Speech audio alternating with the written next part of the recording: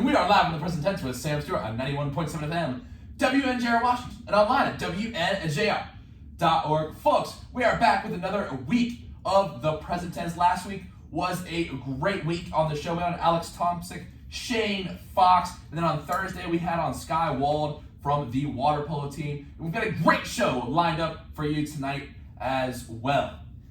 Folks, we had big news last week. The WNJ men's indoor track team took home the PAC championship for the first time in school history. And tonight, my first guest on the show is entering his 5th season as the President's track and field assistant coach. This year, he helped lead that President squad to the first ever indoor men's track and field championship. Everyone, welcome on to the show tonight. Marty Vajen. Marty, how you doing tonight? Pretty wonderful. Happy to be here. Well, I'm happy to have you here, but first we got to introduce my second guest onto the show tonight. My second guest on the show tonight is entering his 5th year as your WNJ President's head track and field coach. In 2023, he helped to lead that team to the indoor men's title, like I said. And he was also awarded the PAC Coach of the Year. Everyone, welcome on the show tonight, Coach Derek Workman. Coach, how you doing tonight? I'm doing all right, man. How are you doing? I'm doing fantastic. Excited to have you guys in the studio tonight. So like I said in the introduction, big things going on for President's Track and Field in the past weeks. A couple big things upcoming here with the outdoor season getting ready to start. Now, you guys had a great effort as a team. Individually, Anthony Cesaro III also set a record in the PACs at the 200 meter. Anna Stroop won an individual title at the hurdles at the 60 meter length, and Nate Shire wins the PAC tournament, or the PAC MVP rather. So Coach Workman, I'll start with you first. What did it mean to bring home that title, and have success not only with those individuals, and there were several other individuals who did great as well, but also as a team? What did it mean to bring that first title to WNJ for you? Oh man, that was special, man. That was a lot of fun. That was, I don't know, it was a long time coming. I feel like I started 5 years ago with Marty, and I feel like we've been telling recruits that for a couple years now. We're like, man, we're so close. We can do this, and so to finally see that come to fruition was really special. Yeah, for sure. No, that's awesome. And, I poked around a little today trying to find some information on y'all. And one thing I heard the team talk about is Tom. Everyone wants to talk about Tom. Team over me. Come on, Coach. I do my research now. Okay. And I know this is Coach. Everyone said you had to ask Coach Workman about this, but I'll go ahead and ask Coach Marty about this first. And Coach Marty, for the idea of team over me, what does that idea mean to the team, and how did that play into this championship run? Oh boy. What does team over me mean to the team?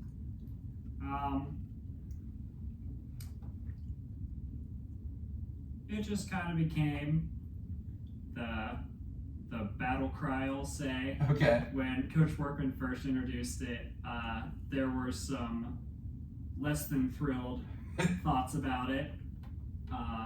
People were just kind of thought it was hilarious, and then everybody would always make comments about our shirts and like they had no clue what they meant, but to us we knew what it meant. Just gotta put the team first, and especially at the championship meets, we asked some people to do some events or double up that maybe they could like win an event in one instance, but we're asking them to double up, so we're shooting for like a third and like a fifth or something like that, just try and get more points, because the team title's the big goal at the end of the day. And I think that everybody on the team has really kind of bought into it, as much as they love to kind of make fun of it at first. Like, they still do a little bit, but they're pretty locked in on it, and they kind of hold it near and dear to them now. No, that's awesome. And I want to give Coach Workman to talk a little bit, give him the opportunity to talk about this saying a lot. Because I literally went around last night to the cafeteria to all the track and field people in there, and a couple people, I said, what is the one thing I really need to ask? And everyone said, Tom. So can you tell us the story behind this saying? Well, you took one of my quotes away, because that was one of the things I felt like I had to address. Okay.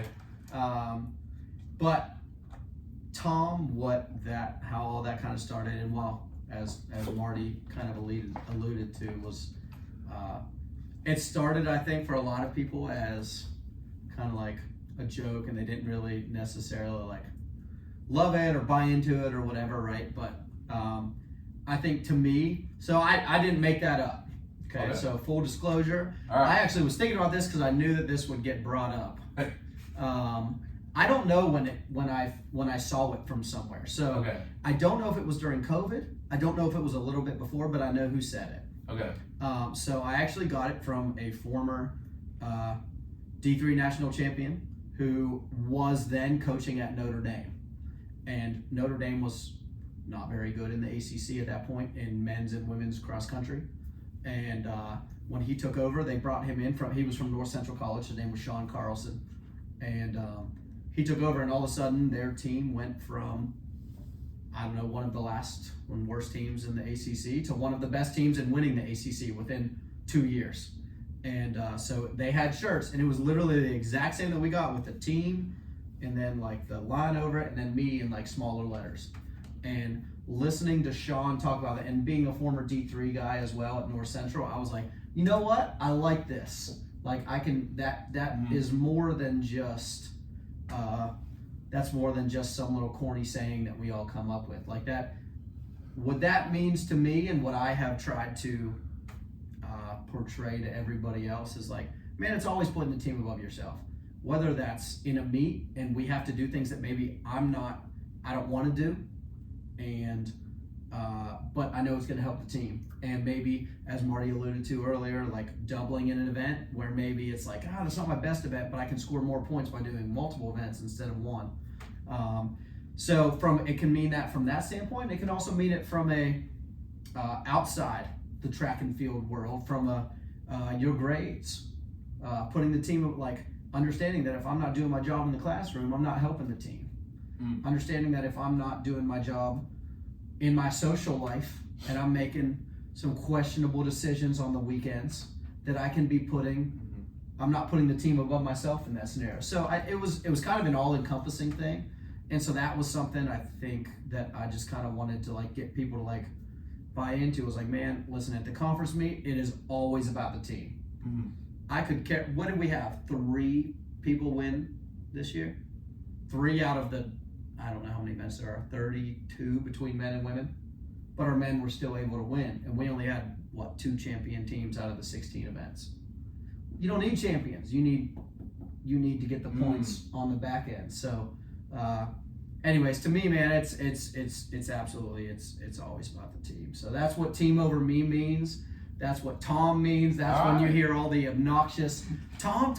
When you hear all those chants, that's what that is. All right, awesome. No, that's great stuff. And my next question for y'all, to get to know you as coaches a little bit better, is what is your favorite part about coaching track and field? And whoever can take this one first. Classic. I'll fall on this sword first. My favorite part about coaching track and field. I think what I love most is that just the variety of events and the different personalities that those events usually have involved in them. So jumpers tend to only love to jump, and they're just a little lazier when it comes to sprinting. And then you get your short sprinters who are usually a little dramatic and bring some fiery passion for their events as well. And then the distance kids are just gluttons for punishment, and they're usually just a little more type A and organized and that kind of stuff. And just seeing all the different personalities forced to interact with each other and realize interesting. I never thought about that. How like they can get along, even though like if they were playing another sport, like basketball kids are pretty much all basketball kids. Like track and field takes all kinds with it. So really seeing those like unique interactions that wouldn't really happen otherwise in a different environment are kind of what I love the most about it. Wow, that's awesome. And Coach Workman, anything to add? Oh, that's a great answer, Marty. That was really solid. No, that great. was. I mean, because I do think that is, I guess to just double down on what Marty said there is, I think that is one of the most unique things about track and field is that there's just so many different personality types that go into different events. And when you're talking about track and field, you're just talking about just all these different people that got to come together for, so like because at times track and field feels like a very divided, segregated sport, I guess. Just because it's like you got your sprinters here and your jumpers here and your distance runners here and your throwers here and your hurdlers here and so because practice ends up, the distance runners are never practicing with the jumpers. Why would they? They don't need to jump. The throwers are never running with the sprinters. They don't need to run 100-meter sprints, Right. 200-meter sprints. So it just is, it's like everyone does their own thing, but then it's trying to get everyone to come together at the end. So I guess to just kind of double down on what Marty said, the different personalities, it's fun. Wow. I never really thought about it like that. That's very interesting. As someone who's never really been part of a track and field team, that's interesting. Now, let's go to the flip side of the coin. And Coach Workman, I'll start with you on this first one. What is the most difficult part about coaching the sport of track and field? The exact same thing. I was about to say it. Now that I say it, might be the exact same. That's an easy answer. The exact same thing. So how do you work to keep all those different personality types in check?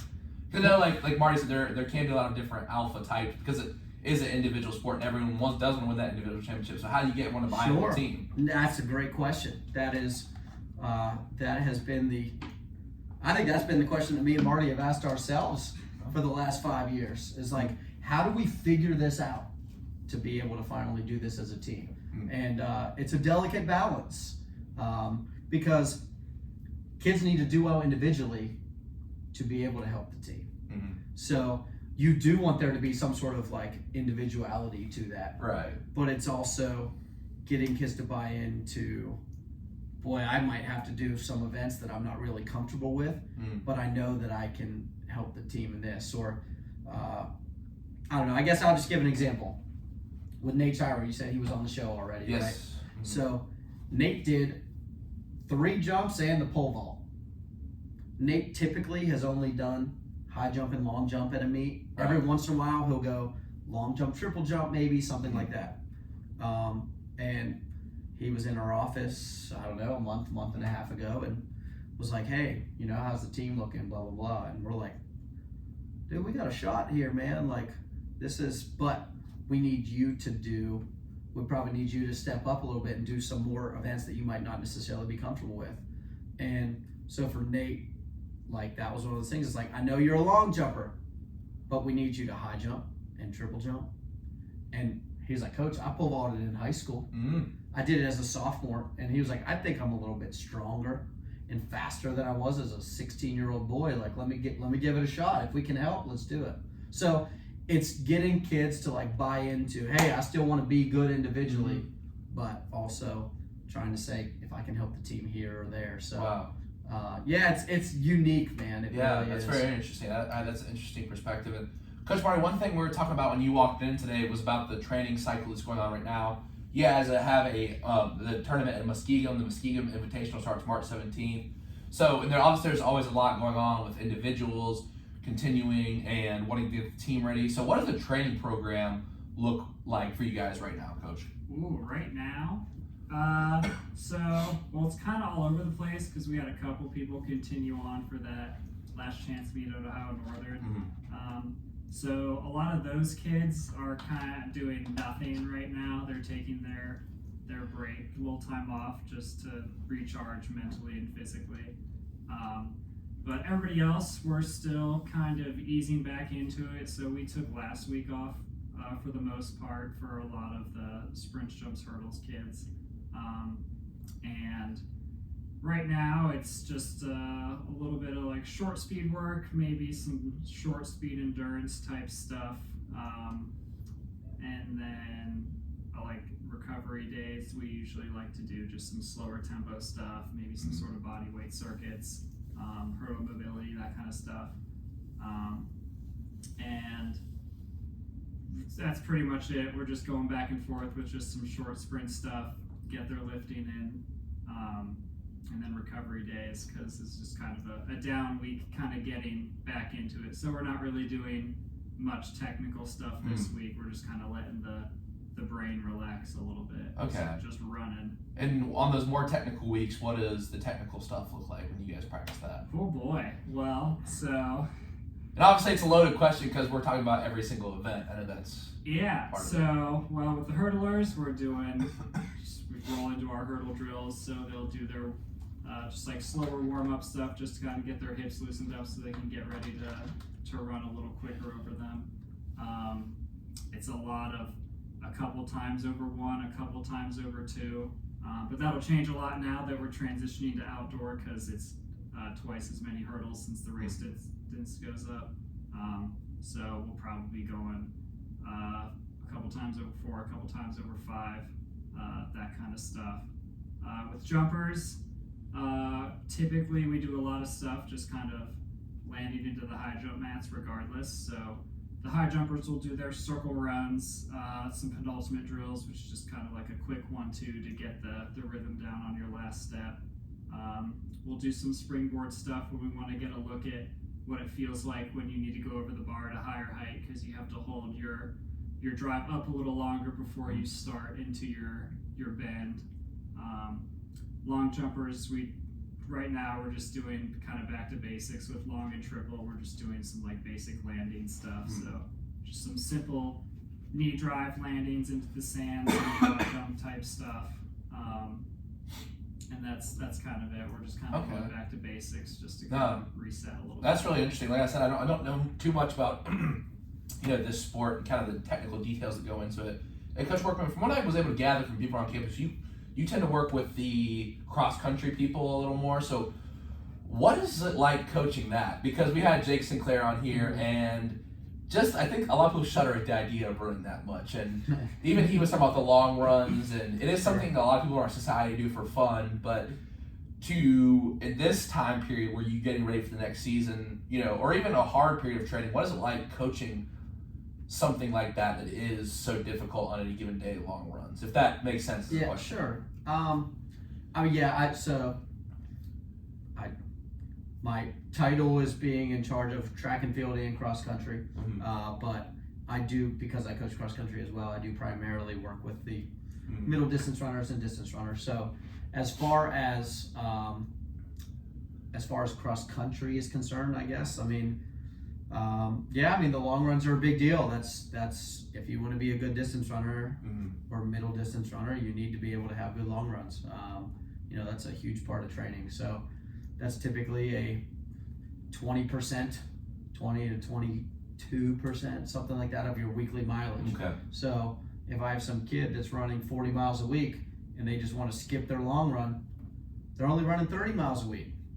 And so what are those how long are those long runs usually? About 10 miles? So I would say for somebody running 30 miles a week is typically in that like 7 to 8 range. For someone running 40 miles a week is typically 10.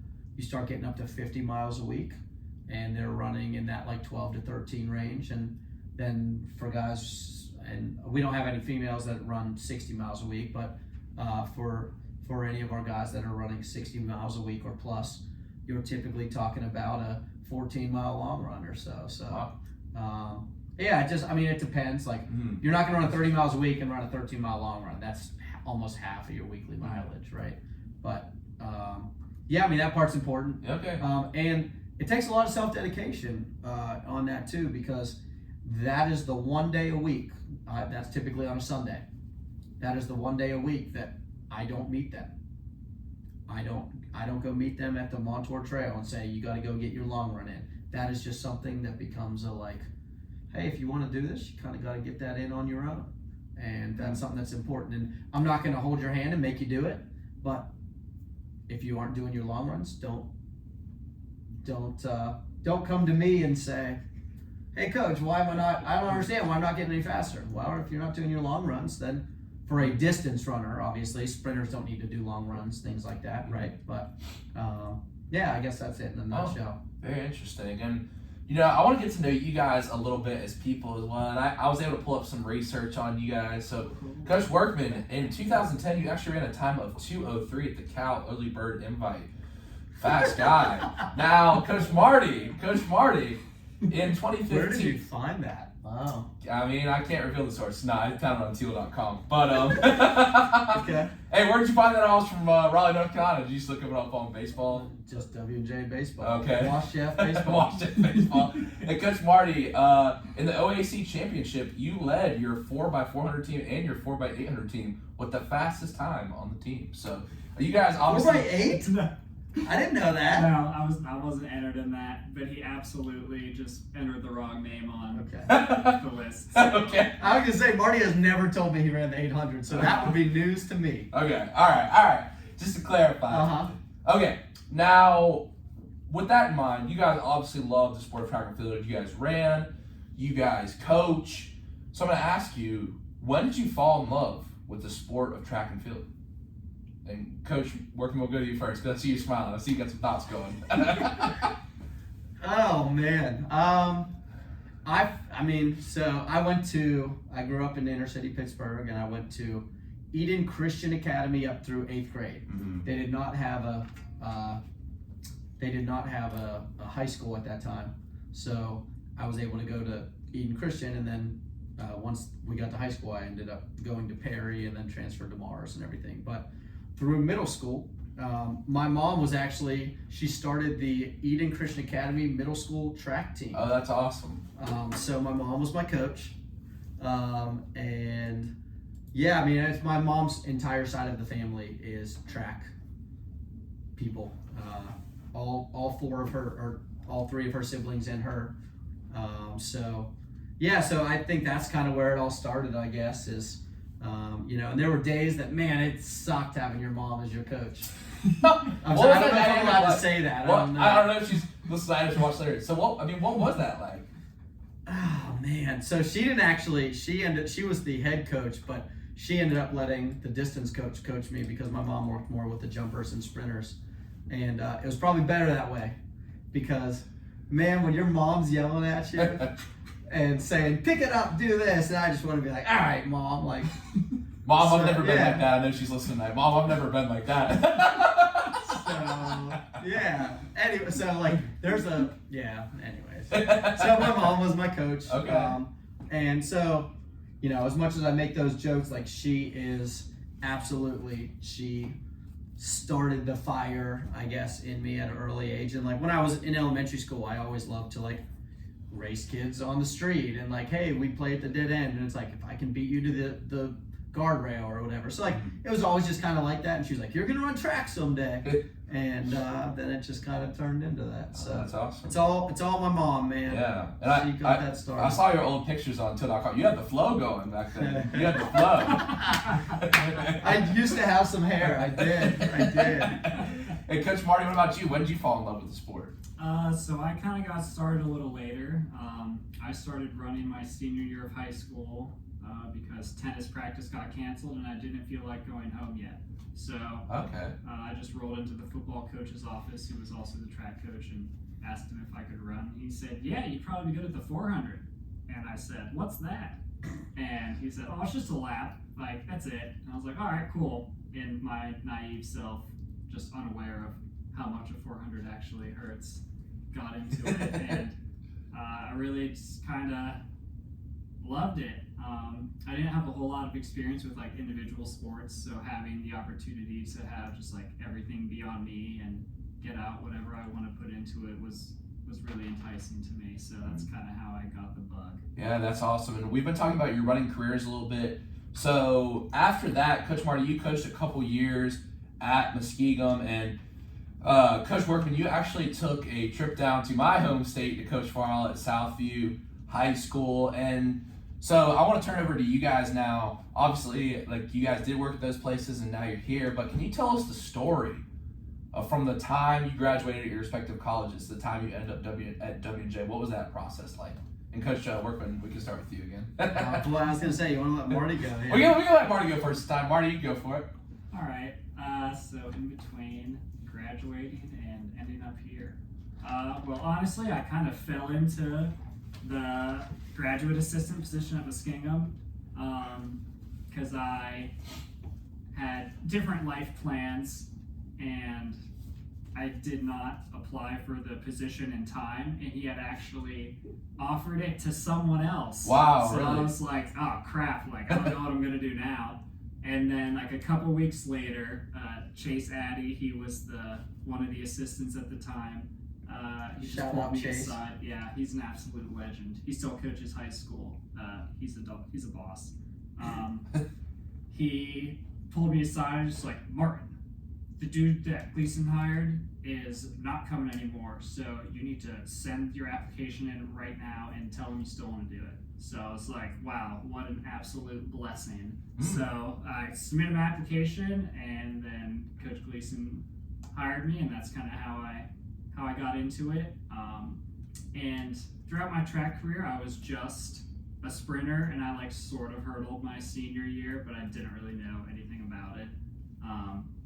So my 2 years there was a lot of time just kind of asking questions and learning about all the events. So I would pretty much just hang out at all the different practices, whether it was throws, jumps, vault, sprints, distance, because I would help out with cross country as well. So that's just kind of how I got into it. So I was just learning, and oh gosh, I asked so many questions. I had just no confidence with what I was doing, and I was kind of just floundering, honestly, but figured it out. Trial and That's the only way in error. life you can learn. Yeah, so trial and error. We got through it. I kind of fell in love a lot more with kind of like the jumps and hurdle side of things. Throws are fine, but it's just not my jam. No disrespect to any throwers, it's just not for me, and that's okay. We love our throwers too. We do.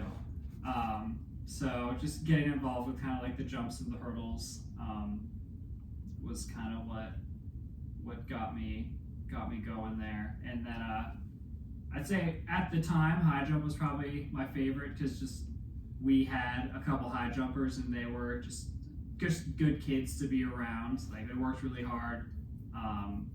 They just had fun personalities, and they were pretty solid. So sharing those experiences with them was a lot of fun too. You could say they set a high bar. And Coach Workman, for you, what was your journey like to W&J? Wow. Well, God, I'm a lot older than Marty, so I guess in a nutshell, in college, I always knew that I wanted to coach track and field. It had been a part of my life since middle school. I just didn't know what that looked like. So when I was an education major, I was like, all right, I'm going to be a teacher and coach high school track. Like, that's what I'm going to do. And so when I got a teaching job down in Fayetteville, North Carolina, Vietnam, as some people like to call it. I wasn't going to say. Listen, it is what it is. That's what everyone calls it, man. Fort Bragg, Vietnam, whatever. You like J. Cole? Have you heard of J. Cole? I've heard of J. Cole. He went to Terry Sanford High School. Really? He Okay, did. I didn't know high Yeah, school that was.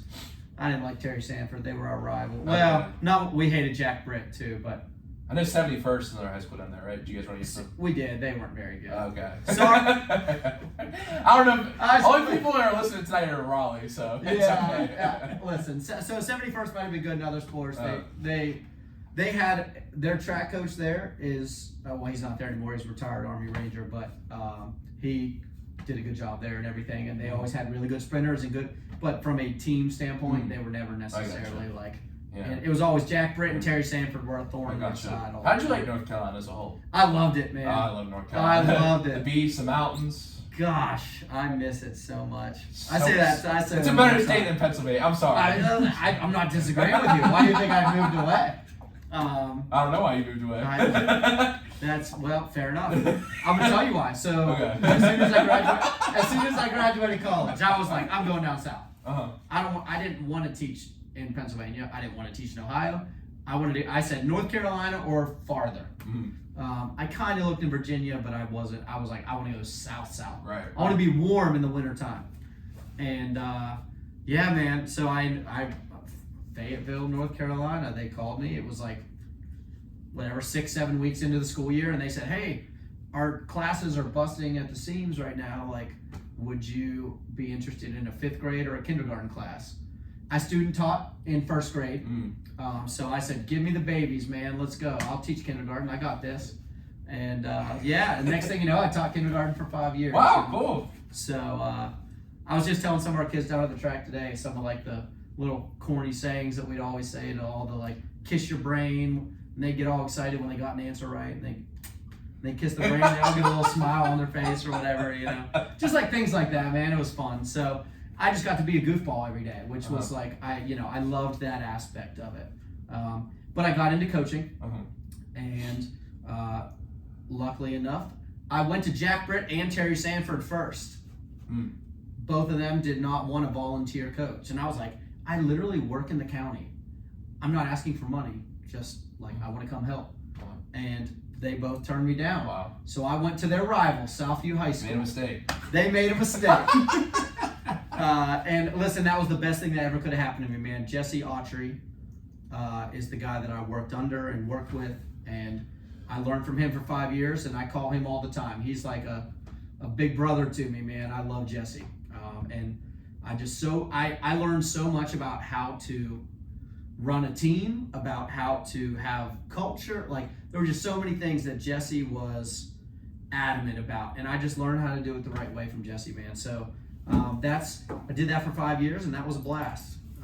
And so when I finally had an opportunity to move back to Pittsburgh and get into college coaching, get close to my family again, I'm from the area, obviously,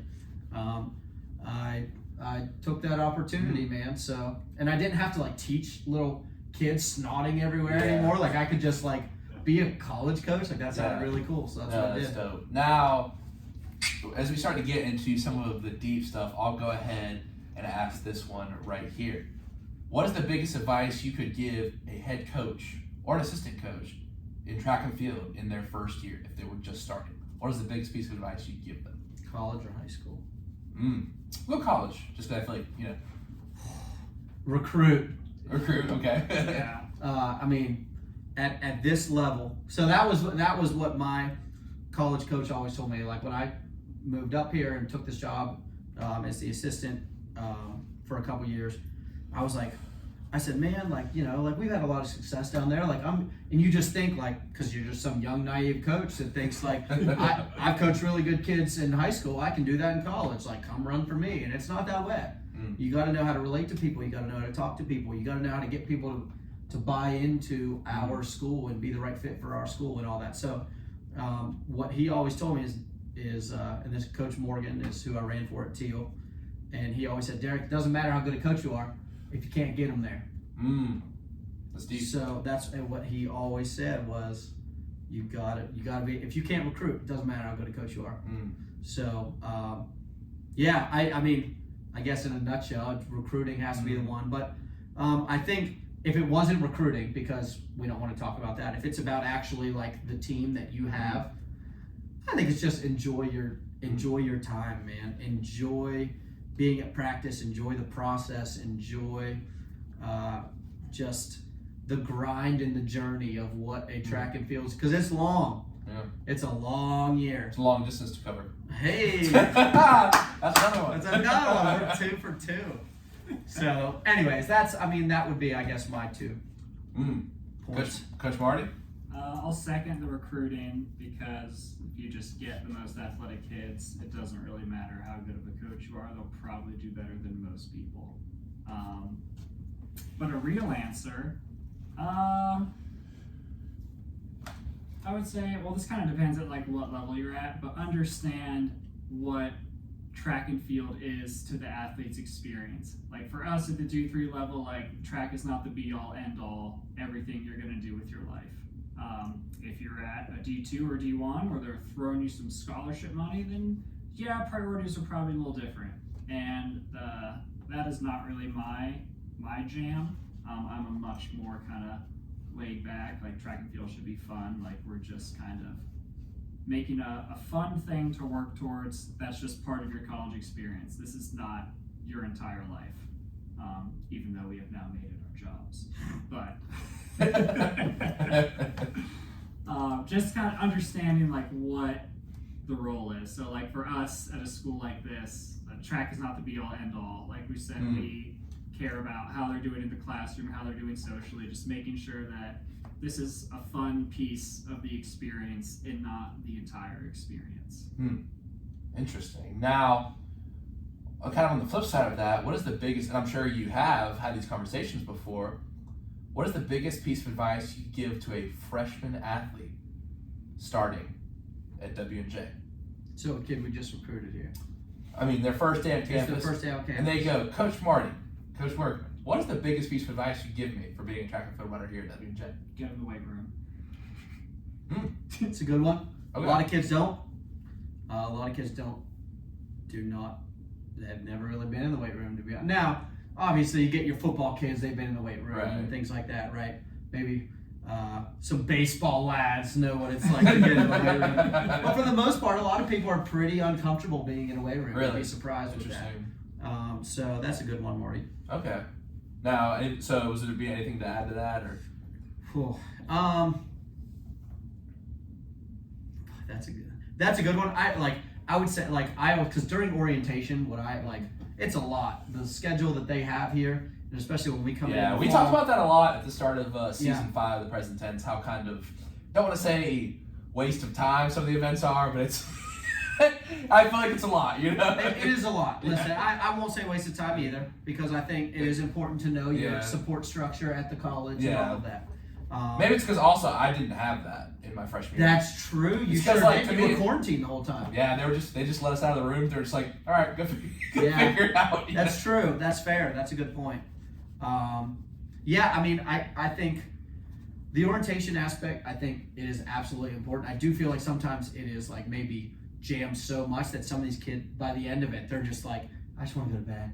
Yeah, Like, I'm just like exhausted. This is 4 days of just, I feel disoriented. right. Yeah, and correct. Marty like that one. Marty like that I'm one. telling you, you got the zingers. On fire. When I'm a dad, I'm embarrassed. Oh, you're dad so jokes. much. Dad jokes. So yeah, I think that would be my biggest thing. Would just be like, hey, slow down. Like, it's okay. Like, just take it one day at a time here, man. Like, if you're stressed out about X, Y, Z, like, talk to. So I just orientation's a lot, and then they're in college. They're away from mom and dad. And I guess another thing you would say is, let's not do anything crazy. We want to enjoy ourselves, but not too much in our first couple days. Right. Fair enough. It's not like me and Marty weren't college kids at one point. Oh. It's not like we weren't 18-year-old kids before. So, you know, I don't know. What are you insinuating here? I'm not insinuating anything. Okay. No, I'm just saying, just don't enjoy yourself too much. But enjoy yourself enough. Enough. But not It's enough. good to have fun. Right. Okay. I gotcha.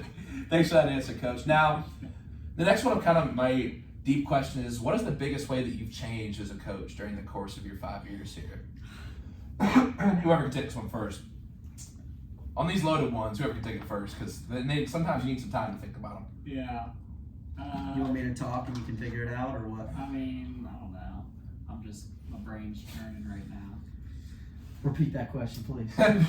What is the biggest way that you've changed as a coach in these 5 years at WJ? Man. I've got mine. Okay, go ahead. I would say the biggest one is kind of being better at delegating. Because before, whenever you have one of your athletes just kind of going through it with something, your natural inclination is to try to help. And sometimes you try to help with something that you don't really have the skills for, or you just don't have enough mental energy to really kind of help them manage that. So a big thing for me has just been understanding of like, oh boy, this sounds like out of my wheelhouse right now. So I'm just gonna recommend you talk to this person instead, and I will be here to support if you need me later on. Not that I'm just like throwing them to the wolves and don't care, but like I'm not. Someone else is better equipped to handle this than me. So just trying to balance that better has been a big game changer for me. That's interesting. I think that's good advice too. I really like that answer. And Coach Workman, for you, what would you say? Boy, I mean, you can ask any of our kids. I think a lot of people would be like, Coach Workman's kind of a psycho sometimes. And that's fine. I'm sure a lot of kids say that about their coaches. That's all good, man. But I do think that one thing that I have really tried to be a little bit better about is just trying to like not always react to little things, I guess. Like just kind of understanding that things happen and just kind of going with it and not trying to and thinking of the bigger picture, and not just like, well, I need you, blah, blah, blah. And it's just like, you know what? Okay, like take a step back. Is this worth like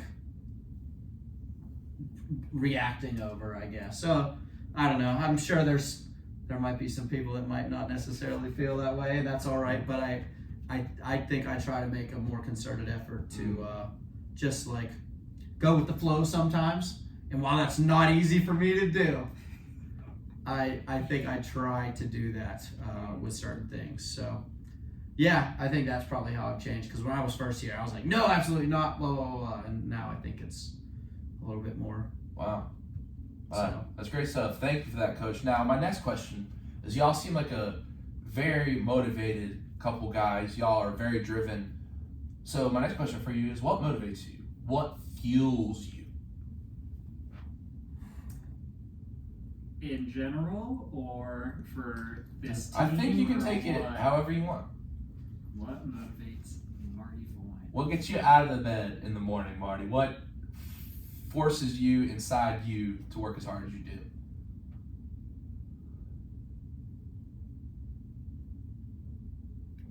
You want me to go? Yeah, go. Okay. I mean, for me,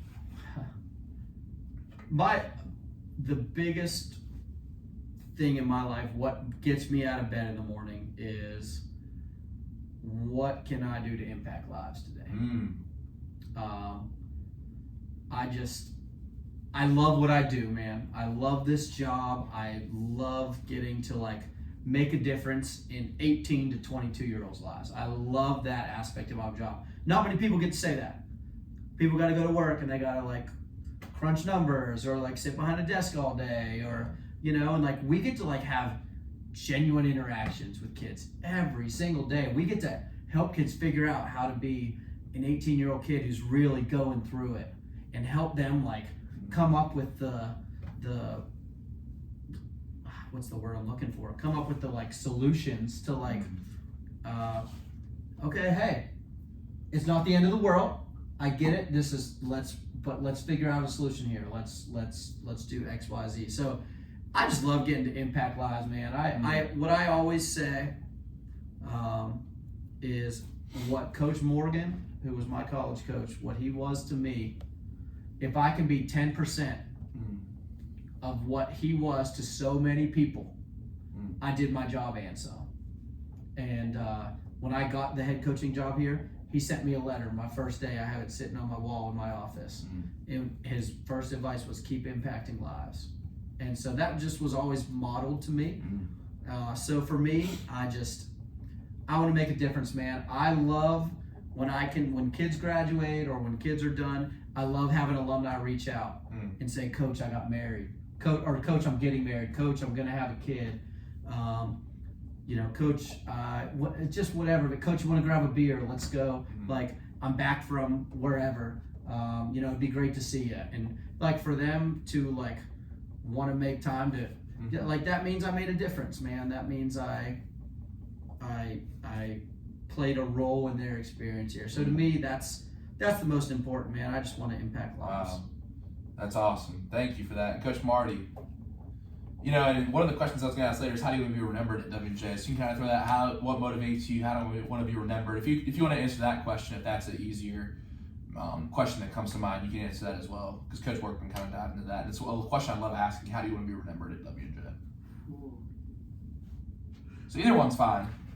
How do I want to be remembered at WJ? Wow. How long was Maeve here? It's a good question. Let me think. Shout out Maeve Gallagher, the homie.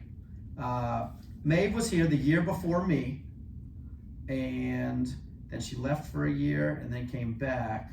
So I think she did she do 4 or 5 years? I think she did 4. I think she did 4. Wow. Marty might be the longest tenured intern assistant coach at WJ. Yeah. Wow. Wow. That'd be cool. Let's go. All right, Marty. Wow, that'd be a pretty hilarious thing, actually. What a plot twist. How do I want to be remembered? Just as a really supportive human who was a part of a hopefully fun college experience for a lot of kids. It's kind of like Coach Workman was saying, just being able to impact and like help the kids kind of navigate their struggles, and just kind of seeing them figure it out is just such a cool thing. There's an example this year, a young lady on our team, she's a junior now. When she was here as a freshman, she was just a classic nervous, anxious about everything, just always scared to ask for help, that kind of stuff. Just like wasn't sure how to navigate a lot of the college experience.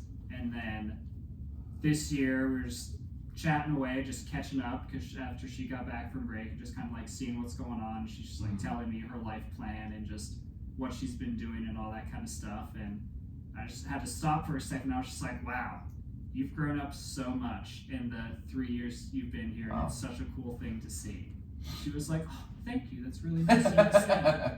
And that's what it's about. Like Coach Workman said, just being able to have that opportunity and just kind of to work at college and like have to deal with like college problems is a lot more, I guess fun isn't probably the right word, but like if you have like a real job and you're this, for example, this lawyer I talked to once was like, oh, working in college athletics would be sweet because you just have to deal with all like the college kid problems. You're not dealing with like real life lawyer terrible things happening to you problems. And like to an extent, yeah, that's true, and there's still like not great stuff that happens to college age students, but like in general, like the problems we're dealing with are like, oh, I'm stressed about scheduling for this class, or like, oh, I don't know what I want to major in, and not some more serious things. So just remembering that and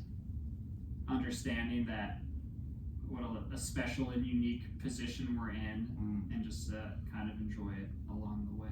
Oh, that's awesome. And we're actually going to get a couple more deep questions and some fun stuff in just a second, but we're actually going to pause 30 seconds for station identification. You're listening to the present tense on 91.7 FM by WNJR Washington, and online at WNJR.org.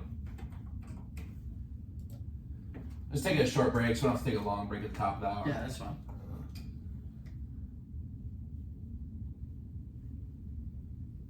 Good answer, Marty. Let's go, baby. Yeah, no, this is good so far. I got a couple of good ones coming up here. We got a couple more. Oh boy, got some zingers. Deep kind of questions, but then we got some fun stuff lined up too. Okay. Oh boy.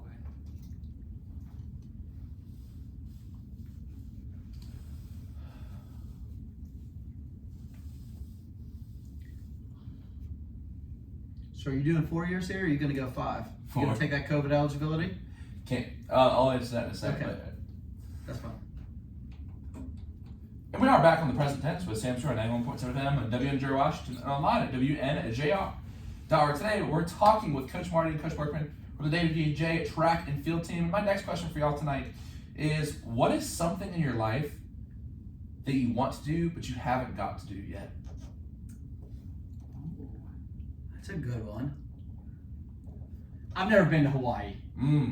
Sounds so cool. Yeah, it looks beautiful. Have you been? I'm a surfer too. I have not been. I'm trying to get Magellan to Australia this summer though. So. That'd be Jacob, do you know awesome. Jacob Lee at the campus here? He's a soccer player. He's from Hawaii. Interesting. I do. He's your year, right? Yes, he is. I know the name. Yeah. Okay. Yes. Yep. And what about you, Coach Marty? Boy, something else. Are you gonna take Coach Marty on the trip with you? Sure. Absolutely. Something I want to do that I've never done. I don't know. Wow. We got Marty speechless over here. That's the goal. That's the goal. Leave the questions to leave the people speechless. I mean, I'm not this like huge traveler, but I guess it would be fun to try. So I guess I'll just give a cop-out answer and say just travel around.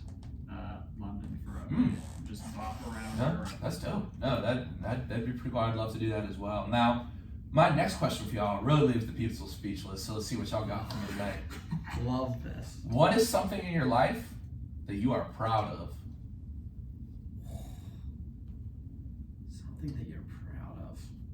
And I think one of the reasons reflecting on this question is because sometimes in life we don't stop to recognize what we're proud of. We're always in our culture, in American society, we're always go, go, go, go, go. And we stop and reflect sometimes. It can be tough to like give ourselves credit for things that we do. But anyway, that's all just to give you guys a little time to think. And it can be a tough question though, in all seriousness. That is a tough one. Well, for me, I'm not married. I don't have any kids. So it's me and my sister. My sister and her husband live out in Philadelphia. Mm-hmm. And so I think one of the things that I'm most proud of in my life is probably my nephew. Oh, that's awesome. So Preston is his name, Preston Beckham Ward, and he just turned 2, and he's my homie. Oh, that's awesome. So anyways, I think like it's just me and her, so like anytime I can FaceTime them to like Preston, and then he doesn't really ever care because he's watching TV or whatever, or eating because he's a monster. But yeah, I mean, I think that's like, I don't know, it's funny how like priorities change, you know what I mean? And like people always ask, because I got a picture of Preston on my desk when people walk in and they see him and they're like, oh, is that your son? I'm like, no, that's just my nephew. But like, yeah, I love that kid more than anything. So That's awesome. yeah, Thank you for sharing that. Yeah. And Coach Marty, what about you? Such a wholesome answer. Yeah. I would say I am most proud of. Boy, this is gonna sound like conceited, but I guess just kind of how I've grown up the past few years in my time at W&J. I mean, I feel like I'm just a completely different person. I feel like I'm a way better supporter, a way better friend, a way better just member of my family and member of my community.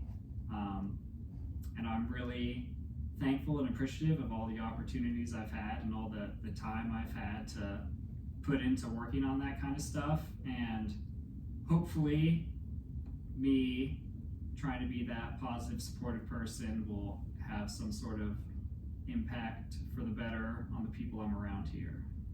Wow, no, that's not a cop-out answer at all. That's a great answer. Yeah, that definitely deserves a fist bump. Absolutely. Now, my last kind of deep question is one that I've added to the show recently. I'm still feeling it out. I've heard some good answers, and I can share some answers if you guys need help thinking about this. But if your life was a book or a movie, what would it be titled?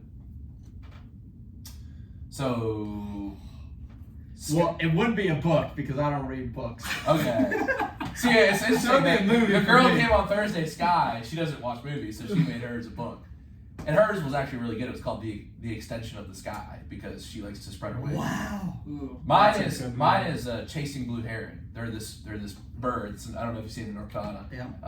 But they're always balanced. I hate birds. You hate But birds. go ahead. Yeah, we can get into that later. Go Okay. ahead. Did you just say you hate his book? No. I love that you love birds, but I am terrified of But birds. the bird is so balanced, and we're chasing balance in life. So that would be my Okay. book title. I think.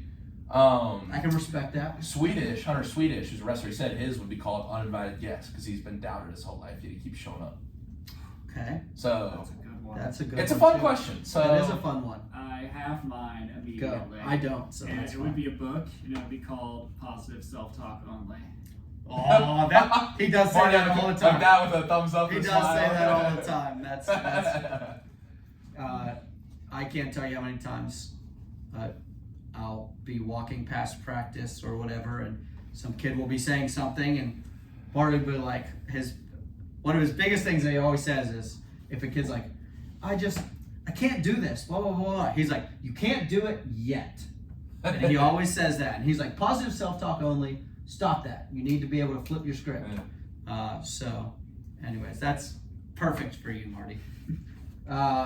Boy, a movie for Derek, because it wouldn't be a book.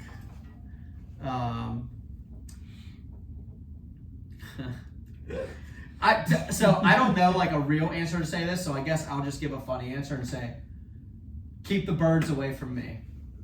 That's deep. I'm terrified of birds. Really? Yeah. Do you care to go into that, or is it like? It's like. So. Okay, I spoke about Preston earlier, and at Christmas time, a little dive into Derek's life. My sister thought it would be funny. She knows I'm terrified of birds, and she thought it would be funny to get aviary tickets for all of us. And so like she was all excited to give me this gift, and I'm like, it says general admission, and I'm like, oh sweet, what movie are we going to see or whatever, right? Because I love movies, and it says National Aviary, and I can't say what I said to her in that moment in time. It's probably not that's probably not appropriate. But I looked at her and said, "Are you kidding me?" And she was like, "Yep. Preston loves birds. Preston wants to see." So we go to the aviary, and the National Aviary is in Pittsburgh. If you've never been. Wait, really? I'll have to take that out. I love going to It's downtown Pittsburgh. We're like right by like Allegheny General. I mean, I would ask you if it wasn't fun. I hated it. It was terrible. But I also just am like traumatized by birds. Okay. So like to me, I don't mind if birds are behind. Like I did not know that. If there was a bird in there, cool. It's not near me. Okay. And it can't get to me. But when I'm walking in a room and there's birds the size of Marty that are just flying everywhere and walking near you, I'm terrified. Well, you're probably terrified of the herring. Yeah, I would not want to be. Again, if it's behind that, cool. Like I remember there was one thing that was like this like Seahawk, and it was like it had a 6-foot wingspan. This thing was massive. I mean, I will say that thing could probably rip you apart. 100%. No, yeah, but so like so it's behind a cage. It was like majestic. It looked amazing. Yeah. But that's because I know it can't get near me. It's behind. It's like the exhibits where it was like the birds were flying around. That was terrifying. It was. I mean, I dropped so many words I probably shouldn't have said. So okay, what about butterflies? If it was like a butterfly aviary, sure, that's fine. Okay, that doesn't bug me at all. Okay. So, but what doesn't bug you at all? Hey! Go for So it. I went, but I remember grabbing Preston at the end of that, and my family thought it was hilarious. So, and I did not. Okay. And I remember going up to Preston after, and he doesn't understand what I'm saying. He's 2. And I just said, you better name your firstborn after me for what I just had to do for you today. Because I did not want to do it. Like I was not happy. But Bryn just played the Preston. Bryn's my sister. She played the Preston card, and she knows I'm a sucker for Preston, so I'll do it. Oh, that's awesome. Yeah, so I just. All right. Well, thank you for sharing that, because I do love to go things in Pittsburgh. I didn't know that was down there. I'd have to check it out. I would recommend it. Okay. I would. If you like birds. I do like birds. I love birds. I would recommend going to the aviary. I love birds. Okay, cool. No, that's awesome. Now, guys, let's get some fun stuff. Now, we're talking about movies, so I don't usually start with this one, but let's go ahead and go for it. What's your favorite movie of all time, and why? Easy, Tommy Boy. Never heard of it. Wow. Tommy Really? Boy? Chris Farley. No. A legend. I've seen Chris Farley on SNL. Okay. That's the only time I've seen. I know who you're talking about. Yeah. With the he's so like, fat boy in the little coat. Yeah. Gosh, I can quote the entire movie. So yeah, that's easy. Okay. Tommy Boy. I'll have to check it out. My whole family. So it's me, my sister, and my mom and dad. When we all get together at Christmas time, we watch Tommy Boy, and we all quote every line together. And my brother-in-law sits there and he hates it because he's like, "This isn't even fun because you guys know every single line to this, whatever." But like we all laugh and we love it, and that's it's like Tommy Boy is like our family's movie.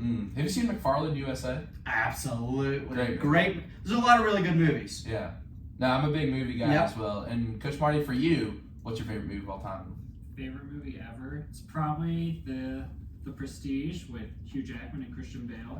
I like Christian Bale though. It's a good movie. Let me look it up real quick. You said it's called The Prestige? Yes. I really like American Psycho. Have you seen that? I've not seen that. Really good, but Christian Bale. I'm familiar with it. And he was really good in Thor: Blood and Thunder. Love and Thunder too. I liked him in that movie. So are you a comedy? So I would say like, what's your genre? I'm just a movie. Okay. I just love all different kinds of movies. Okay. Like, I asked this question just kind of love to spark the conversation about movies. Any different kind of genre, I love checking out new movies. So. Because I love the sports movies and all that. Sports movies. Yeah. I really had a big phase where I was into neo-noir movies. I love those types, like Taxi Driver. Really Martin Scorsese, Quentin Tarantino. I got into those two in that kind of phase. Yep. I like Spike Lee as well, Steven Spielberg. Really anything. Now I like comedy movies and historical movies. It really doesn't matter to me. I watched a really good. I started getting into foreign films. I think that was a big step up for me as a film person. All Quiet on the Western Front, just watched that. I haven't seen that one. It's on Netflix. Norvik is really good on Netflix as well. I just started watching one called The Bombardment. It's a Danish movie. Okay. I'm like, okay, it's dubbed, people. I love Ozark on Netflix. If you've ever watched I that, have not. Is that a series? it's a series. I don't know if I that love is a Jason series. Bateman. Jason I know Bateman Jason Bateman. Yeah. is oh god, I love. That's honestly is probably my favorite show. If you would have said movie or show, I would say Joe. Ozark is awesome. It's so. Do you like? Have you ever seen? What was that one movie on like the teacher who became a meth? Breaking Bad. Breaking Bad. I've heard it's of that. similar. Okay. It's a similar Like kind of acting. genre to that. I'm just not that into shows that much. Okay. I like shows every once in a while, but I'm more into movies. Okay. More into Shows are movies. just such a big time commitment. I It think is. they are. And for But me, I love to binge watch for I like 10 to write hours. too, and I feel like writing is more simple. I mean, I think a movie is like you have to figure out how to put a story into 2 to 3 hours. You know what I mean? Like I love epic films, like James Cameron's Avatar, Titanic. Like I love. We saw James Cameron last week. A lot of Spike Lee's really epic movie. You get to know these characters in like 2 hours. You know what I mean? So now I could have a conversation about movies all night, but I do want to talk about another medium, which is music. And the question I've been asking recently is if you had front row tickets, middle seat to any concert throughout history, any artist dead or alive, and I can hand you those tickets right now, who would you choose? Ooh. That's a fun question. No, it is. It's a good time. Because my genres have changed throughout my life. I said Nirvana or Mac Miller. Oh, Mac Miller, R.I.P. That'd be so dope. Most dope. Don't trip. Man. I think to go with my teen angst, I'd probably want to see My Chemical Romance live. The Black Parade. I haven't listened to them too much. I mean, would you say they're like more kind of pop punk maybe? Or their genre, alternative? Boy, I don't know. I'm so. I've listened to a few of their songs. genres. I like rock and metal though, but I've heard a few of My Chemical Romance's songs, but I like them. Front row. It is front row. Man. Earplugs. No. So, okay. So I'm going to this concert. I don't think we have front row tickets. So, but I'm a big country fan. Okay. Ever since moving to North Carolina, became a big country guy. Luke Combs, he's from North Carolina. And that's who I was going to say. Wow, that's crazy. He went to App State, and He did. Yep. he is from North Carolina. And Scotty McCreery went to Garner. Garner, and High guess school. what? He was a pitcher. He was. I'm aware. And he went to high school with my cousin. Wow. They have okay. a framed Scotty McCreery signed CD in their house in Garner. I They have love a picture that. of them together Yeah. at a party. Yeah. Yeah, it's cool because when he was on American Idol, I was like, Madison went to high school with him. Right. And then I was like, Garner, and then like once he started like getting big, like obviously he has some really good songs. He so sure did. 5 More Minutes is Yeah. a great song. Yep. Yeah, Yeah, no, a I lot like of good we ones. represent Scotty. Yeah. We definitely claim him from North Carolina. So I would say Luke Combs for sure, and someone I never got to see, and now they broke up. Florida Georgia Line. I never got to see them live. I didn't know they broke up. They are. I thought yeah. pretty good country. I like them. So they were kind of like the newer country back in like 2010ish. Yeah, I like them. But yeah, I love Luke Combs. Like Yeah, Luke Combs is good. I like Luke's awesome. He's a North Carolina guy. So so- right, it's hard to not cheer for a North No, Carolina exactly. guy. I hear No. you. That's awesome. Now, not that you guys ever went to any parties in college or anything like that. You guys would never.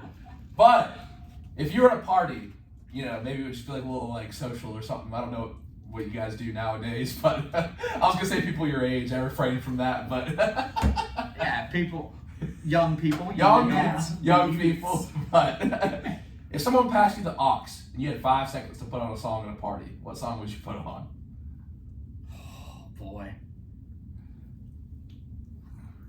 any song for like the people that we hang out with. You're saying? Yeah, I mean, Or unless just you like, went to a party in okay. college. No, you know what? Okay, no. Okay, Okay. I got it. Okay. Because it would bring back all the people who are my age would understand it. Getting Jiggy With It by Will Smith. Nah, you can't. Will Smith's. He's canceled. Listen. I loved Will Smith growing up. So do you still love him? I mean, yes. Okay. But am I not allowed to say that? I don't know. No, just playing. I liked it, and he was really good in King Richard. Did you see that movie about the tennis? You know what? I did not, but I've seen almost everything with Will Smith. So Really, you should watch that. King Richard. Richard's about he's the dad to Serena and Venus. Okay. Richard Williams. Okay. It's about their journey. I didn't think I was gonna like it too much, but it's really he is a good actor. Great actor. I just don't agree with the slap. That's all. I'm sure that's fine. I don't either. Okay. So I've heard conspiracy things that was all staged and stuff. Anyways, but that's a topic. I mean, Fresh Prince of Bel-Air is a great show. Classic. That's what I grew up on. Really? So when I was a kid, Men in Black was like. Oh, Men in Black's great too. And Will Smith with the what was it called, the neuralizer, right? Yeah. And where you could zap and then so. We used to go to Burger King and they would give that little toy in the Burger King kids meal box or whatever, and I would go around and pretend like I could. I love Will Smith growing up. So my 3rd grade talent show. Pursuit of Happiness. I just had to look That's a good one. Too. That's a good one. My 3rd grade talent show at Eden Christian Academy. I freestyled, getting jiggy with it. Wow. The entire thing. That's pretty good. Yeah. So that is my party trick, I guess. Okay, we'll have to see that. Maybe some other time. Kids on the team. Some kids on the team have seen it. They'll play it, and then I just rap the entire thing. That's funny. But the mic's right there. Nope, not happening. You thought not happening. Hey, Coach Marty, what song are you putting on at the party? Boy, I'm really torn. It would probably be "Don't Stop Me Now" by Queen. That's a great song. Second place is "Come On Eileen" by Dexy and the Midnight Runners. Bobby Van Allen would love it. I don't think I've heard that. He'd be a big fan. I don't think I've heard that song before. I have heard "Don't Stop Me Now." We're talking about that at last shows because they said for their concert they want to see Queen, which would be legendary if you see the Queen in concert. That would be. That'd be legendary. The movie was pretty good, Bohemian Rhapsody. It was pretty good. I would agree. It's a very solid movie. Now let's go ahead and do this one because I like our conversation about music happening here. If you could only listen to one musical artist for the rest of your life, who would it be? Oh my gosh. Wow. Just one and just one. That's it. That's the only person you can listen to for the rest of your life.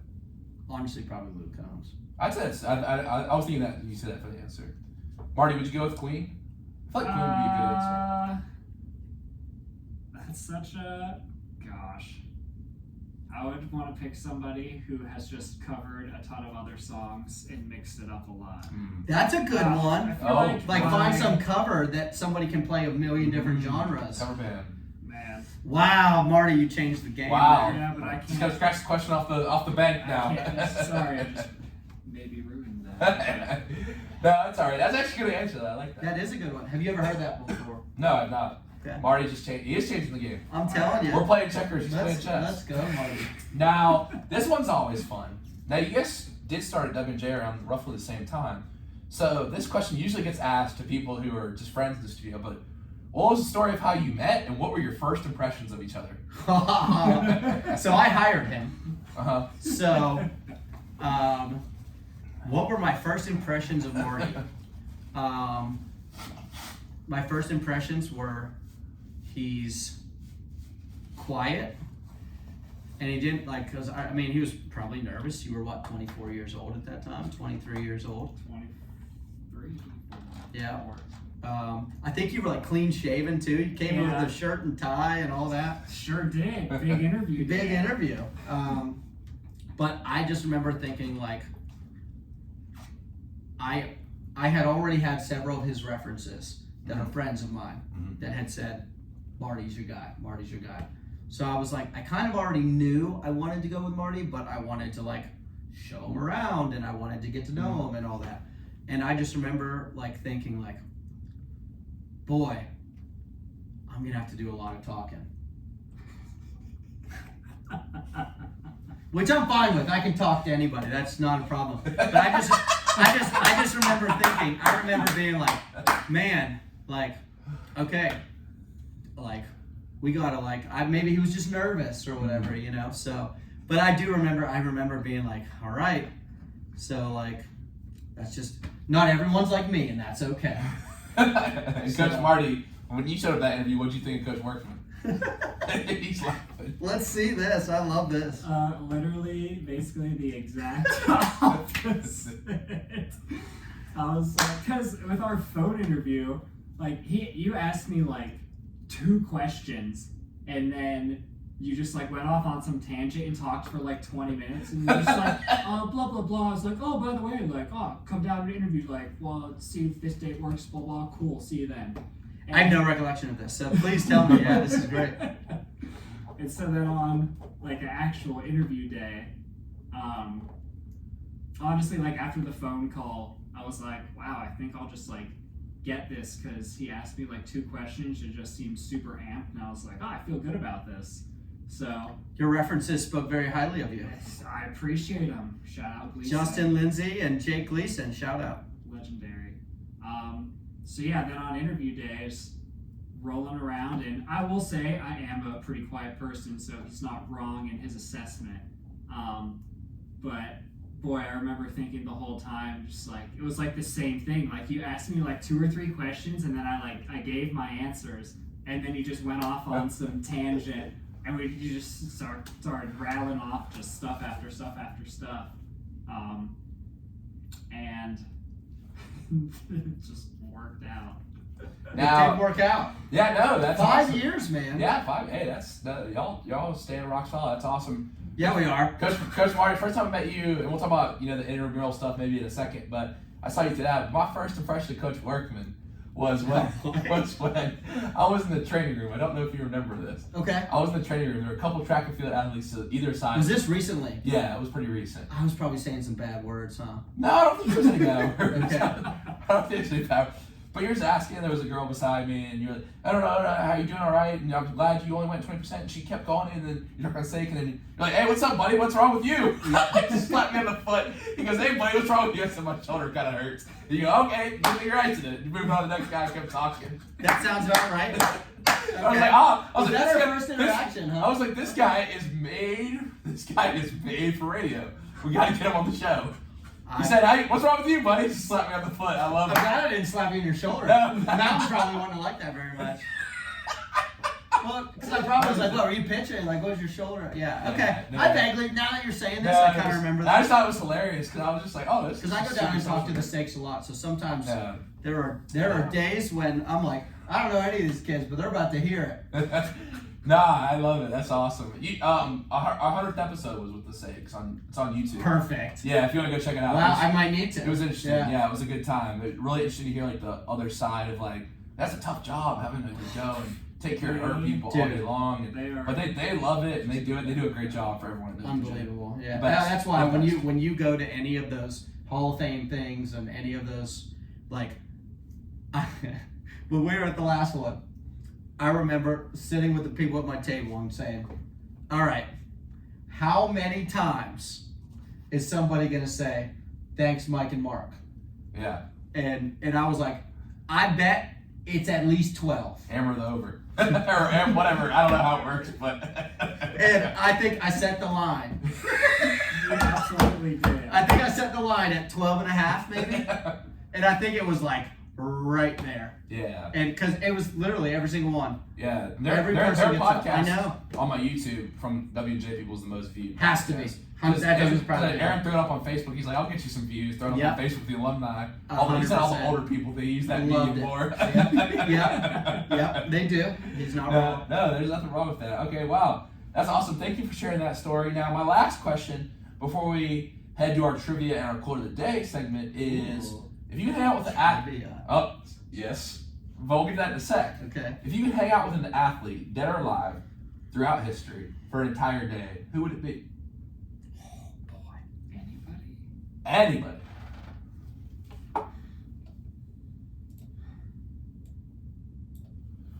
I'm going to go first. You want me to? I feel like I have one, but like, I don't know. Well, I there's feel like so I'm always many so you could bad go at to. like these questions because it's just like I don't really know. Like, Usain Bolt? Yeah, so like, It okay. doesn't have to be true. I said I Michael would say it Jordan. I doesn't- said Michael Jordan. That would be mine. Yeah. That would be mine. Well, that actually, whenever someone's a Jordan fan, I have to bring this up. And sorry for those of you on every part of the story a lot of times. Are you fan of The Last Dance? Loved it. So this show was actually named after The Last Dance. A lot of people don't know that. I have yet to come Okay. across someone who knows that. Is that why you're number 23? I wasn't complaining about it when I got it. Like it was kind of Okay. random actually. It was one of my third or fourth choices. I just put it at random. But I was Okay. like, all right, it's meant to be. Because I do Yeah, wear the Jordan sure. 4s. So Sure. yeah, and I like that researching the host of the show. I like Okay. it. Okay. But so the last song, when he's sitting there, and they're showing all his highlights, he's sitting in that room in Florida smoking a cigar. The song that plays is the Present Tense by Pearl Jam, and I was Wow. yes. I never so put that I together. was in my room during COVID, and I was listening to the last episode, and the line is, "It makes much more sense to live in the present tense as the documentary ends," and I was like, "That's it. That's the show title." Okay. 2 weeks later, the present tense was born. Now I got it. Started. Here, I'll show you in a sec. You got it tatted. I do have it tatted on me, yes. So that's present tense in Latin right there in the sun and the waves right there. Okay. So it is in the blood now. That's cool, man. Yeah, thanks. I appreciate love it. that. You got any tats yourself? I do not. I would like to. I just don't want to just do something random. Well, this so, one, like, I that's knew cool. I really wanted it. So, Sure. like, and I'll say it's don't listen to any of this. Oh, it's tattoo therapy. It hurts. It hurts bad. Yeah. My buddies with me, dude made the first mark. My boy Rico made the first mark. My buddy's like, "Why do you make that face like that?" I said, like that. It I don't like this. Yeah. But yeah, it's living the present tense. I always say it's the invisible moment between the past and the future. It's the only moment we'll ever have, and it's the only time you'll ever be living. So you might as well live your life, live in the moment right now. I like that. So I like that a lot. that is my life philosophy. That is the present tense. So, well, fellas, it's time for trivia. So how we do it here on the show? Wait, hold on, Marty. So who's yours? Oh, that's right, Marty answer. Sorry, Marty. I'm excited for trivia. I feel like talking to Jesse Owens would be sick. That would be sick. And then I would give him current spikes and let him run on a real track and see how fast he was. So when you say rich, how were the tracks different back then? They ran on cinders. Yeah. Mm. Which obviously is not rubber. Yeah, Right. you sink into it a lot more, so you lose a lot of the force. Interesting. Okay. And real spikes, I see the technical, like just with any cleat, it's probably gotten Yeah. better. And the spikes in the last 3 years are just maybe even 1 year Yeah. are like, I mean, there's so many, not just in D3, just across the board in collegiate athletics. And this is a whole topic for another day, but I think between the COVID eligibility with having a bunch of 5th and 6th year seniors potentially on top of the technology and spikes, people are just breaking records every single week. Like I think heading into the D3 meet this year, there are, which is nationals is this weekend, there are 15 national records that went down this So year. what's different about the spikes? They It's longer? it's like the technology within the actual spike, not necessarily the so it's like the carbon plates and stuff that's in it. Like it just, everyone wears the same spikes. And if you don't have them, you're probably not winning the race. Wow. Is what it seems like. Interesting. Yeah. So anyways, it's just, it is very interesting. Wow. So, No, I think that'd be a great conversation, Jesse Owens too. That would be. absolutely. Yeah. Dude, throw Jesse Owens in these new ones. Oh my gosh. Yeah, that'd be crazy. He'd be running 8 seconds. Well, I think also just like the history with him is so interesting, going to Nazi Germany and running and Right. showing those Nazis what's up. You know what I mean? Like, He sure did. yeah, He did. sure did. Yeah, for America. America. Yeah. So no, I think that'd be a great conversation. And he probably saw so much during his life, and being there in that time period, and just going through everything he went through with like segregation and discrimination, and being that talented of an athlete. I think that'd be a great conversation. Make for a good podcast. That's what, listen, track coach, and that's why I would love to just talk with Michael Jordan and just like get into the brain of like I loved watching that. Well, I've watched oh it my twice. god! Me and my grandma watch it whenever I go back. That's our like, tradition. That's your thing. Yeah. That's your Tommy boy. That's the Tommy boy. Yeah. Okay. Yeah, it is great though. I there's so many great lines throughout that. So many I love the great story lines. when George Carl, he goes to George Carl, and he's like, "Oh, you're not gonna say hi to me?" I took that personally. Right. And then this my second favorite. It's maybe my favorite. Mine's the Danny Ainge story. Danny Ainge one is good too. I like the one where Ahmad Rashad is staying in the hotel and he goes, "Mike, 5 seconds left. Team USA's got the ball. Who's taking the shot?" He goes, "Me." And he wasn't joking. Right. Like he was 100% serious. He's like, Right. "Why are you asking me?" Like, that's a dumb question. Yeah, and it wasn't like he was trying to be funny. Right, He right. goes to me. Yeah, I love that Danny Ainge story. Yeah, that's a good one. I love That is a that. good one. Do you know that one? No. All right. Well, essentially, it was they were golfing in between days of when the Bulls and Celtics were playing each other, and it was like Larry Bird, and Danny Ainge, and Jordan, and blah blah blah, and like, so I guess Danny Ainge beat the crap out of Jordan on the golf course that day, and was like chirping, and then I guess Bird said to him, "Are you crazy?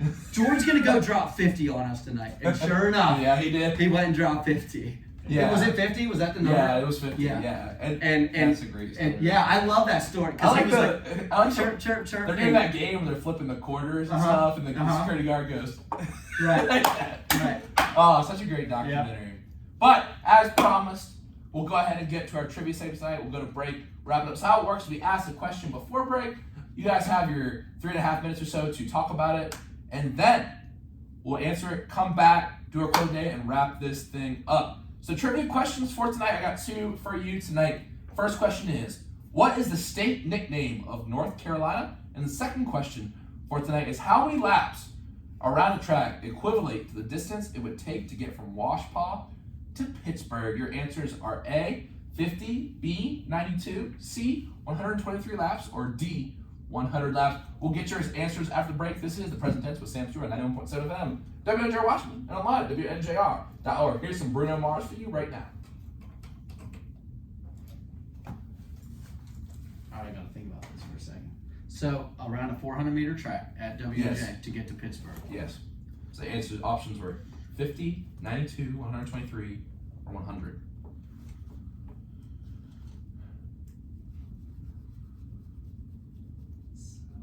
It's not. It's not the first 2.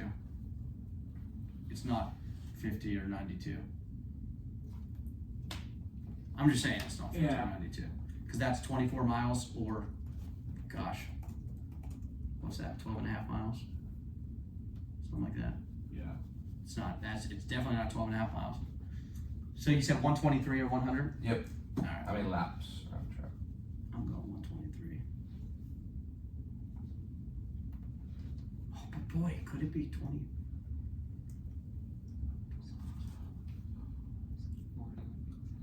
Ooh!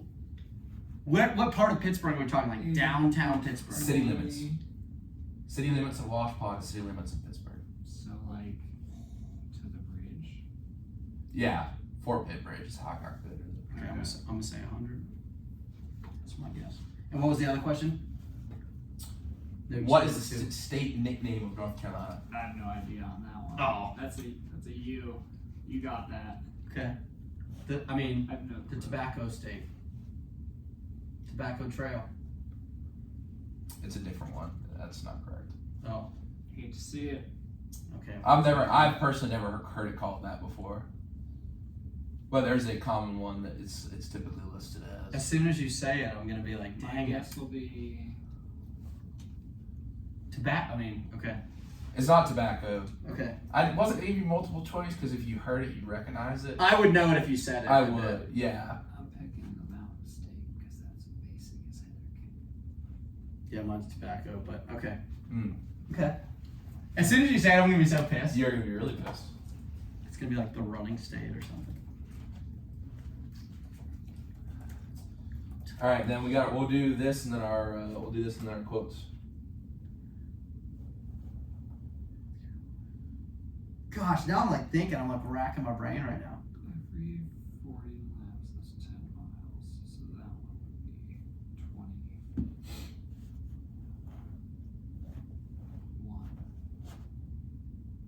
So Washington limits. Does that mean like going up to like Cannonsburg, Washington limits, or like here in Washington? Like here in Washington, Okay. like which is really almost the edge of campus, almost. You know what I mean? Yeah. Like, Yeah.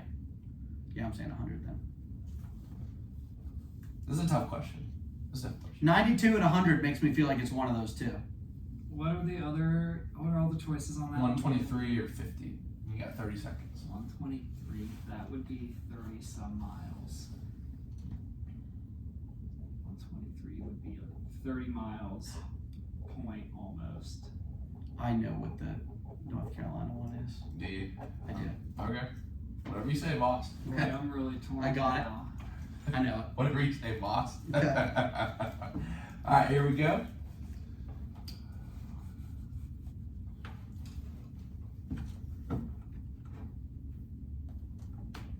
Another PSA. We got 30 more seconds if you need more time to think about it. Nope, I got it. All right. Kitty Hawk, North Carolina.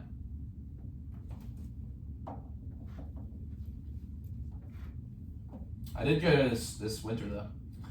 I went to surf the Outer Banks this winter. It was fun. It's a good time. Do you watch the Outer Banks on Netflix? I have not. You don't like TV shows. You just like movies. Yeah. And we are back in the present tense with Sam Stewart on 91.7 FM, WNJR Washington, and online at WNJR.org. Folks, today we are talking with Coach Marty and Coach Workman from the WNJ track and field team. And we just had our trivia segment, and our first question of the trivia segment tonight for the fellows was, what is the North Carolina state nickname? And there's 2 acceptable answers according to statesymbolsusa.org. Marty, you want to guess first? My guess was the Mountain State, but I have no clue. I'm just throwing it out there. Unfortunately, that's incorrect. You just Okay. need to see it. I know that when I had a North Carolina license plate, it always said first in flight, talking about the Wright brothers. Mm-hmm. So I'm going to say the first in flight. So, First in Flight is a slogan, but it's not the state name. Option 1 was the Old North State. And option 2, the commonly known nickname, is the Tar Heel State.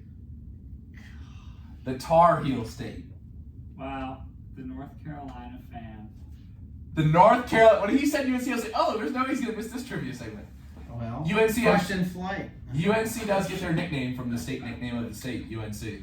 Because there was tar when they'd walk, the settlers would walk. Tar Heel Heels. born and Tar Heel dead. Was that one? No, Tar Heel born and Tar Heel bred, and when I'm gone, I'll be Tar Heel dead. That's the state. All I That's know the is the saying. Tar Heels lost in the season series. They did not beat Duke the other day. We had a discussion. We'll move on from that.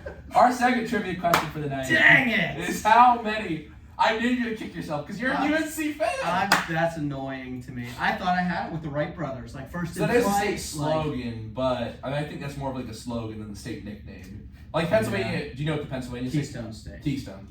Yeah. So I'm an idiot. It's okay. no, it's all I should have known Hey, that. now. It's all right. It's It's just all a right. thing you don't Hey, know. we still have a chance to get one tonight. Yeah, I think I'm going to get this How one. many laps around a track would equivalent to running to from Washpaw to Pittsburgh? Options were A, 50, B, 92, C, 123, or D, 100 laps. I'm saying D, 100 laps. Coach Marty, what's your answer? I mean, you can go. Usually, most people go with the same answer, but you can go with a different answer if you want. Oh, Marty. I'm Be really independent. torn. You got this. I'm going with 100. I'm sorry, those are actually both incorrect. It was 92 laps. Oh, It's 23 miles instead of 25. That was tough. Interesting. It was. I knew it was two. one of those two Yeah, it was one of those two. because they were too close and everything else was far away. I knew it That was a one tough of one. those You had to have a little bit of a guess there. I Yeah. was wondering, since you were from Pittsburgh, like maybe because I just had it on the Google Maps one day. I was like, oh, this would be a good trivia question two. for the Yeah. track coaches. 25 miles. So, It was close. 23, because 25 is close. I feel like it's like another like 2 or 3 miles just to get to 79. And then you got to go like 20 miles up 79. And then you got to go 5 miles into the city. So I was like, it can't be 23 miles. It's got to be. Anyways, all right. I'm wrong. It's okay. It is Let okay. happen. It's all right. It's all right. on to the next one. Guys, this has been a really fun show tonight, but unfortunately, all Over good two. things must come to an end. So let's go ahead and do our quote of the day segment, and whoever can start us off tonight. Marty, go ahead. Quote of the day. Quote of the day. Is this just like the favorite quote of our lives, or just one we enjoy a lot? However you interpret that. Yes, it generally, I've had people do movie quotes, do one word. Movie quotes. I've had people do words, I've had people do quotes from their parents, I've had them say sayings from athletes, anything. This is really, although I usually try to people in the earlier segments, try to get people to answer in a specific, like, if you're asking about a movie artist or a thing, that trait, like, it's kind of have to be a certain direction. This is really anything you want to take it with. All right, I'll go with "Put Up or Shut Up." Is Mm. one of my Okay. favorites. My high school basketball coach, Joe Bills, an absolute legend of a human, best coach ever had, ever, said that to us after a tough loss, and boy, we responded and kind of rallied the troops with that one. So I can still just hear him yelling it at us in the locker room. It made quite an impact on me. So, Wow, that's good stuff. Thank you for sharing that quote. That's a great one. Coach Workman, why don't I've you? never heard you say that before, Marty. You can hear it at Wow. practice. You can hear it practice tomorrow. Yeah, I'm telling you, Marty's just going, all right, guys, put up or shut up. No, Let's go." you got to pull it out in the post-practice speech. So I heard a good quote the other day. Right. I'd like to share it with you. But Coach Workman, why don't you take us home tonight? So I took your one earlier. I'm sorry about Yeah, that. no. Listen, I was like, we got to talk about Tom, so I'm glad we did that. So mine is actually, I don't know if someone has ever said this. I just kind of came up with it in college when I was kind of like trying to. I was dealing with some things in track and field and blah blah blah, and so like, then when you can see the other side, is kind of where I was able to like develop this, right? So. The way I always said it was, in order to truly appreciate success, you need to endure and overcome the obstacles. That's a good one. I like that. And so again, maybe somebody said something similar. I don't know. I just, I mean, if you think about it, let's put it in baseball in baseball context here. If you're just dominating every day like WJ Baseball does, you guys just win. Coach Malcolm gonna be mad at you for No. saying that. Okay, I'm saying in previous years. Because but if all you do is win and nothing ever goes wrong, when do you ever have an opportunity to grow and learn and get better? I agree. And so if all I'm doing is we win, no matter what, do you really appreciate success? No, I agree with that. Have you ever heard of the philosophy school called Stoicism? I'm not. So there's a really good Stoic philosopher named Ryan Holiday, and he writes these great books. One of the books that I've read, my mom read, I believe several professional teams have bought copies for everyone. If I bring a copy, I don't have it with me. I left it at home, but you can probably pick it up at Barnes & Noble. So it's called "The Obstacle is the Way," and it talks about that. It talks about different quotes from people who talk about that, and it'll go into a whole chapter. And the idea is that you can only get stronger by going through obstacles. The only way is through. There's no under, no around, no over. You got to go through the obstacles. And I think that is a great quote. Now, I've never heard it quite put that way, to truly enjoy success. I think there's a lot of successful people, but you truly enjoy success, you have to go to the bottom. Well, when you appreciate it that way, man, like it makes it that much more special when. So I'll sum it all up for our men's indoor track team, and this is a cool story about Aiden Dressler and Paul Collier. When they were freshmen, our men's indoor track team was that COVID 2020 year, right before the world shut down. They were dead last. Our men were 10th out of 10 that year during indoor track. We were terrible. We weren't good. And COVID obviously made people not realize that we weren't that good because there were a lot more important things in the world. But those kids as freshmen were on the worst indoor track team in the conference, and as seniors, they're leaving as the best. So to be able to like put that into a full thing is like, man, they went from like it's not like they were just winning all the time and it was just like there. It was like they were a huge part of like building throughout the last 3-4 years to do that. And I don't know if people truly can appreciate that if you aren't if you don't have to go through like, wow, we were terrible, we were the worst, and it just makes you appreciate the journey and the process of all that. Wow, I will definitely take that and apply that to my life. I think I really enjoyed that quote. Thank you for sharing that, and guys, thank you so much for coming on tonight. This has been a super fun episode, just a really good time, and congratulations on everything you did this past season. But I know we got a lot coming up in the future as well, so good luck on that. And once again, thank you for coming on. Thank you. Appreciate you guys having us. Yeah, it's awesome. Yeah, it was a lot of fun. And thank you for working with me and Marty on this. I did not want to do this without Marty, man. So no worry. No, when you said that, I was like, hey, let's make it happen. Yeah. 2 coaches, and it's been great to hear, 2 different perspectives on things as well. So the yin and the yang, yin baby. and yang. One last fist bump, and folks, we'll be back Sunday with W&J photographer Stefan Ridzak. I don't know if you guys know Stefan. He's a cool guy. Yeah. Real cool guy. guy. Yeah. So we'll hear about some photography and all his great work he's doing for the Presidents. But until then, everyone have a great night. Remember to live in the present tense. And we are clear. Is that how you